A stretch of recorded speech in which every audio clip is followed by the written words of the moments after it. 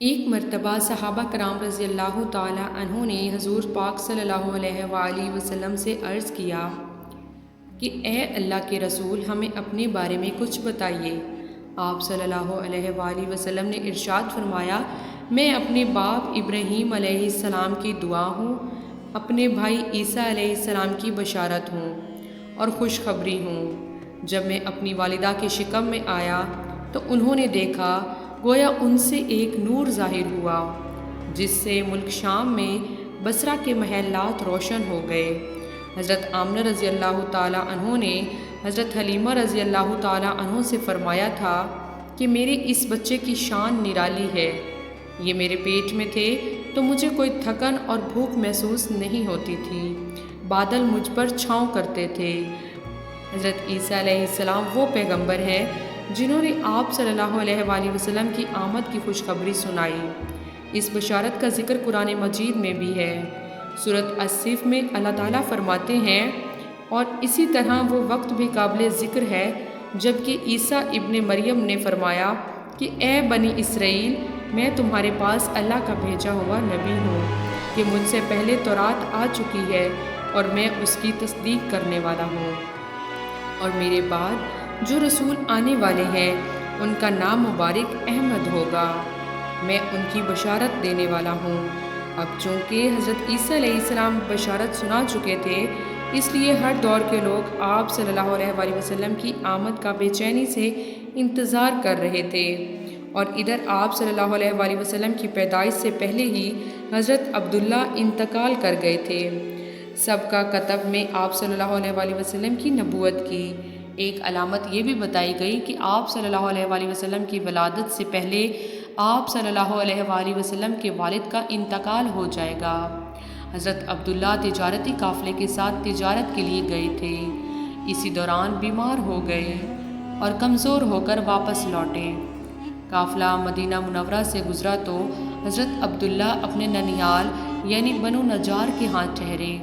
ان کی والدہ بنو نجار سے تھیں، ایک ماہ تک بیمار رہے اور انتقال کر گئے، انہیں وہیں دفن کر دیا گیا۔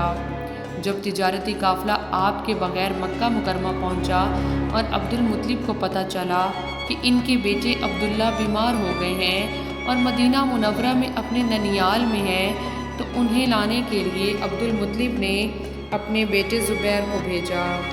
جب یہ وہاں پہنچے تو ان کا انتقال ہو چکا تھا۔ مطلب یہ کہ آپ صلی اللہ علیہ وآلہ وسلم اپنے والد کے انتقال کے چند ماہ بعد ہی تشریف لائے۔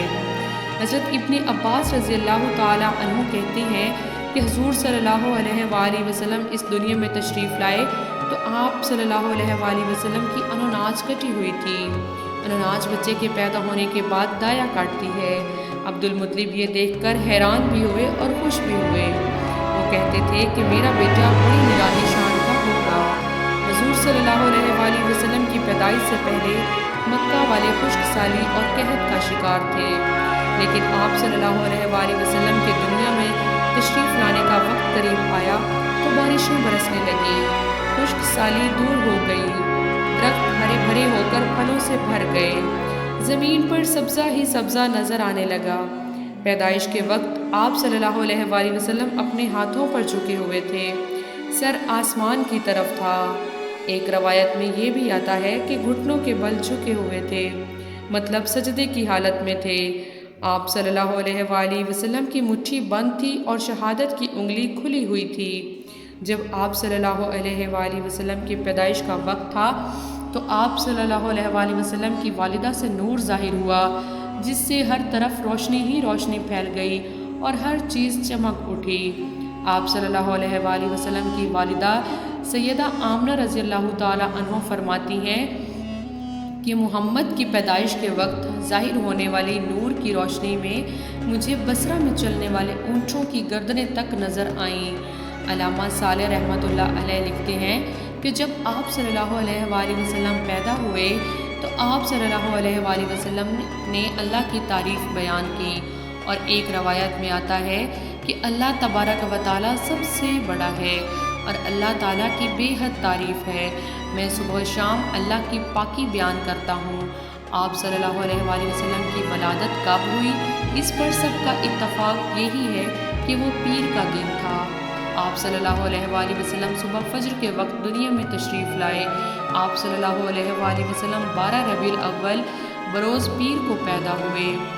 پیر کے روز ہی آپ صلی اللہ علیہ وآلہ وسلم نے مدینہ ہجرت فرمائی اور پیر کے دن ہی آپ صلی اللہ علیہ وآلہ وسلم نے وفات پائی۔ آپ صلی اللہ علیہ وآلہ وسلم اللہ کے آخری نبی اور رسول ہیں۔ آپ صلی اللہ علیہ وآلہ وسلم کے بعد